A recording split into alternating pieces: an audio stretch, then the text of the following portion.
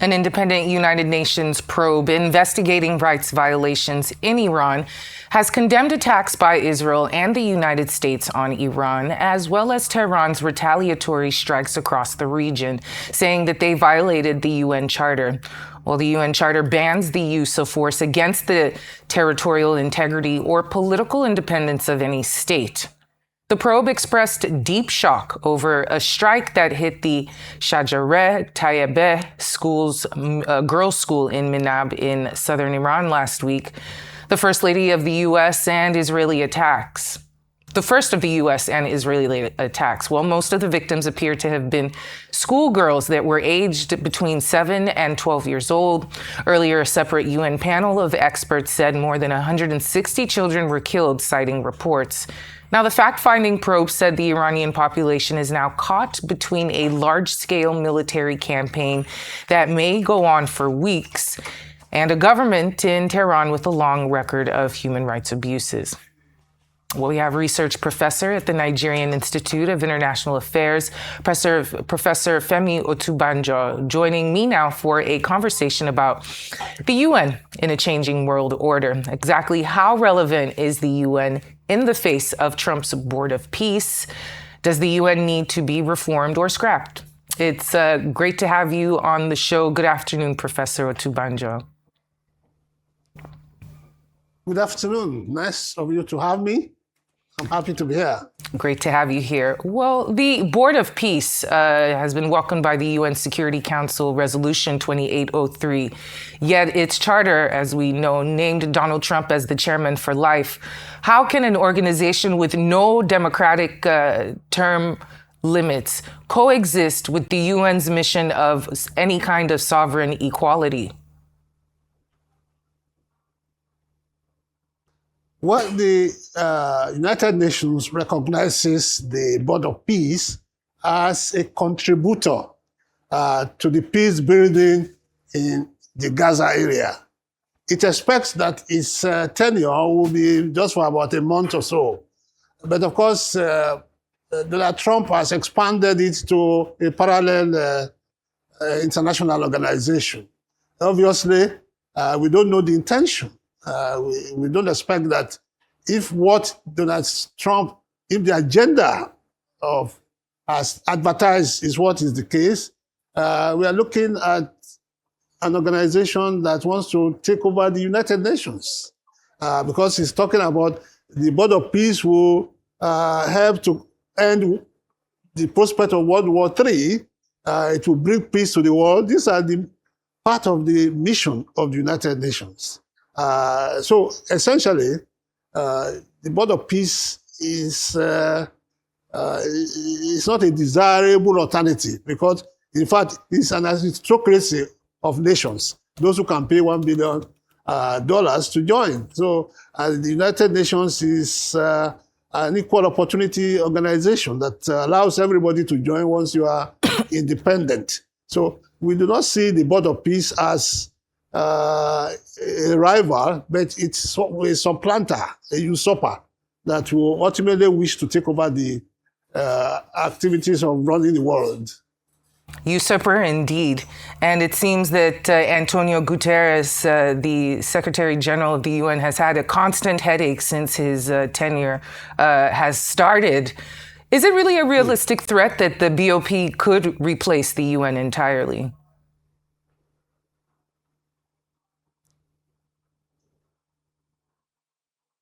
I don't see it. How can you replace the? Well, Donald Trump talks a really big, boisterous replace. game, and you never really know how things could materialize. So you're saying it's not even a realistic threat? No, it's a threat to the efficacy of the UN. If you have members of the UN, some of the richest members who are able to put $1 billion into Donald Trump's Board of Peace. That is $1 billion that should have been put into the UN to improve its efficacy. But unfortunately, Donald Trump has been able to persuade or pressurize them to join. There that's not good for the United Nations. The United Nations the Board of Peace can never replace the United Nations. First and foremost, as I said, you are talking of an aristocracy has selected people who can pay. I mean, Nigeria cannot pay $1 billion. Neither Lesotho, nor Botswana, nor Ghana, Equatorial Guinea, we are not going to be able to pay. And so the United Nations is free for all of us, 194 countries. We have equal voices. We do not have a permanent chairman. And Donald Trump has created his own organization. Let's assume that it's just another organization that will help to build peace in Gaza. That is his main purpose. But as for running the world, he will have to contend with the rest of us who are not able to pay the $1 billion. Well, do you believe that Donald Trump might be successful with this peacekeeping mission that he has in Gaza? Well, I hope so, but I don't pray that he succeeds. Largely because what we are looking at in Gaza is the exclusion of the Palestinians themselves. Don't forget that the October 17, 2023 invasion of Israel by Hamas was driven by what we call the Abraham's Accord, the attempt by Israel to enter into some agreement with Arab countries without taking care of the existing problem of the Palestinians. The Palestinians were excluded. Unfortunately, the Hamas reacted in a way that created greater problem for them. They attacked Israel on October 17, killed Israelis. Of course, that gave Israel the carte blanche to just wipe out Gaza. Now, they are repeating the same thing with the Board of Peace. They want to have peace in the Middle East without those who are the victims. This is an 80 or 85-year-old problem since 1948. Almost 80 years problem when Israel was created. And that problem has not been resolved. What is on the table is a two-state solution. But what Trump is offering is simply ignoring the Palestinians, having a dialogue with a number of states, and in the process, and part of the war against Iraq is in aid of the Board of Peace.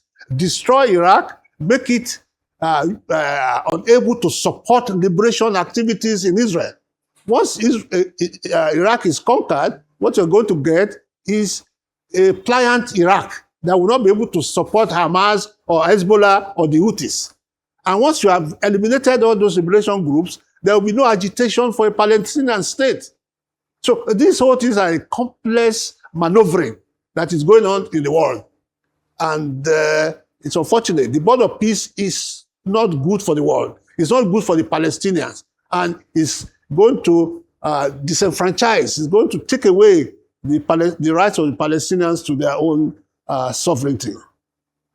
A very complex issue indeed. And the question now is, yes, with the world's primary peacemaker, which the UN used to be, it seems to have completely lost any ability to contain the peace amongst these countries. Is it better to scrap and rebuild under the second UN Charter? What's the way to strengthen the UN in any way, shape, or form in these next coming weeks? There's no way to strengthen the UN. If we are talking of in the short term, in the short term, the UN has been undermined by the big powers. You know, there are 5 veto members of the UN, and 2 of them have constantly undermined the UN, Russia and United States. They have pursued their own interest. The interesting thing about the world today is that if you ask, what is America fighting Russia and China for? It used to be an ideological divide. There used to be a polarization in the world between the socialists and the communists. Both Russia and China have become capitalists.